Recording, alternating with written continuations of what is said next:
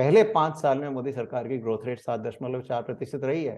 पहले 6 साल भी अगर हम लेते हैं तो ये ग्रोथ रेट करीब 7% के आसपास रही है, 6.8 रही शायद।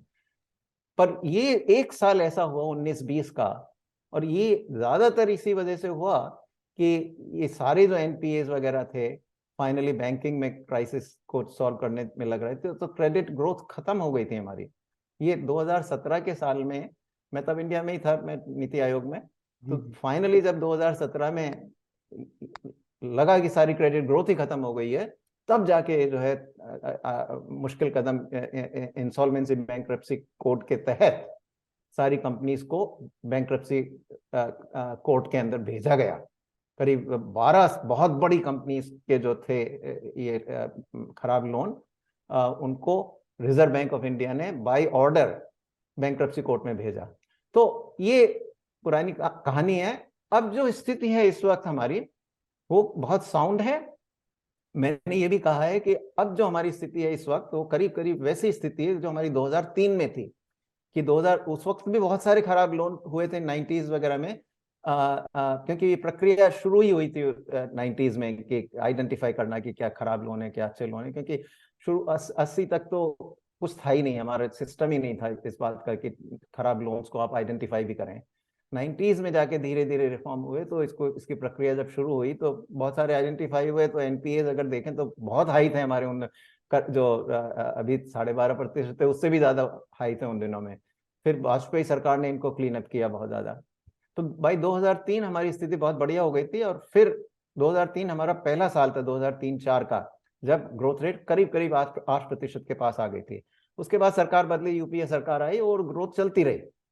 तो वही स्थिति मैं मानता हूं कि अब हमारी है। कोविड के दौरान हमने बैंक्स की बैलेंस शीट्स भी साफ कर दी। सरकार ने बहुत ज्यादा उसमें जो है रिकैपिटलाइज किया है, करीब 3-3.5 लाख करोड़ रुपए बैंकों में लगाए हैं। तो रिकैपिटलाइज हो गए हैं बैंक्स की बैलेंस शीट अब अच्छी है। कॉरपोरेशंस का भी क्लीन अप हो गया है, तो उनकी बैलेंस शीट भी बहुत अच्छी है। तो इसलिए मैं मानता हूं कि इस वक्त के हमारी जो स्थिति है वो बहुत मजबूत स्थिति है। और इसीलिए मेरा ऑप्टिमिज्म है कि आने वाले सालों में फिर से हम कम से कम 7% वृद्धि दर से आगे बढ़ेंगे।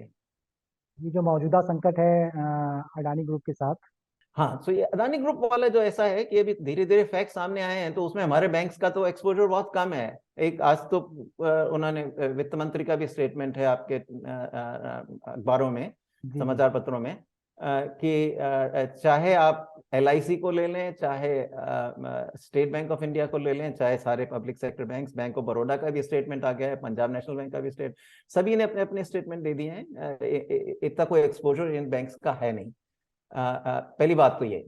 दूसरी बात ये है कि कहाँ तक हिंडनबर्ग सच है और कहाँ तक अडानी सच है, ये भी तो अभी हमें पता नहीं है, क्योंकि हिंडनबर्ग की तो ये हिस्ट्री रही है।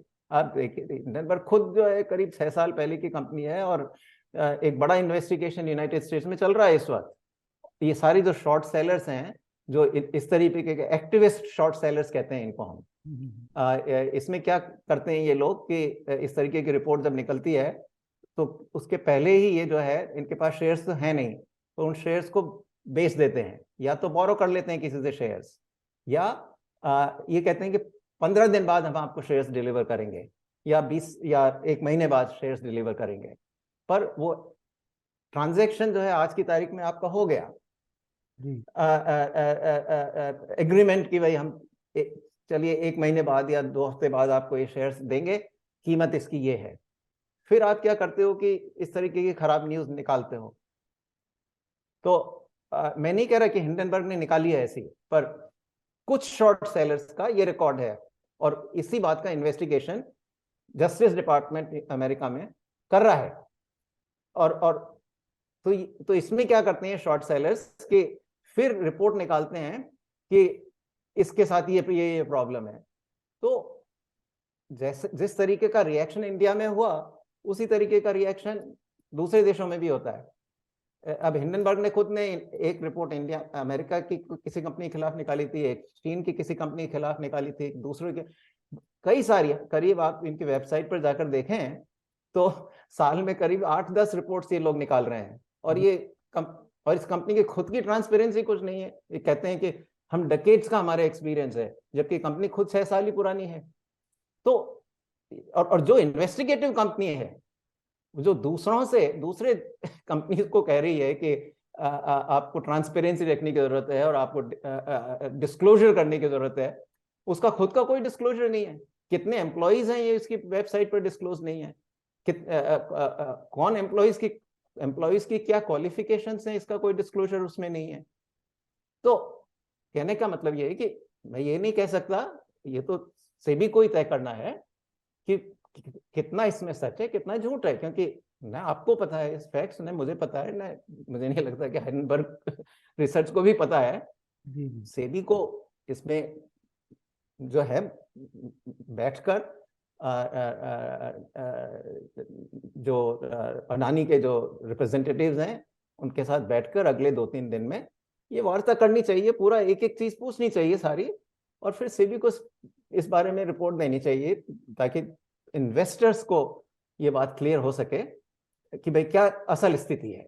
तो करीब मैं समझता हूँ कि 2-3 दिन अगर लगातार बैठकर सेबी ये वार्ता करती है अडानी ग्रुप के स्टाफ से, एक एक पॉइंट बाय पॉइंट कि भाई इसमें प्रॉब्लम है, इसमें प्रॉब्लम है, और जो भी फिर जज करे, और फिर अगर सेबी ये महसूस करता है कि इसमें कुछ चीजें इनको इन्वेस्टिगेट करने की जरूरत है, तो ये स्टेटमेंट में दे सकता है कि भाई ये हमने देखा कि इसमें कुछ हो संभावना है, तो ये हम इसको इन्वेस्टिगेट करेंगे आगे चलकर।